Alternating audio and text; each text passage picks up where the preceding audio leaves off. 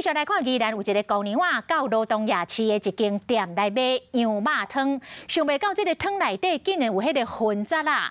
参头家家己原来炒一大条，讲愿意来退钱，嘛愿意赔这个高年仔一碗新汤。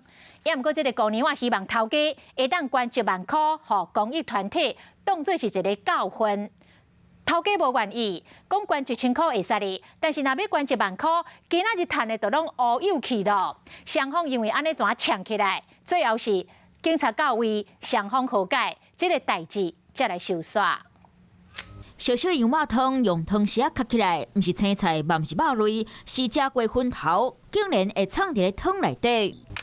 宜兰这个查某人客去到伫咧网络顶铺文，因为昨日暗时伊伫咧罗东夜市8点外钟包2碗羊肉汤，煞食着粉头，伊行倒去和店家理论。考虑到头家会防越震动，所以就希望头家会当捐1万块予公益团体。不过头家却认为退钱换1碗就好啊，因为工作人员无人食粉。尾仔头家变面讲，敢愿意捐1000块。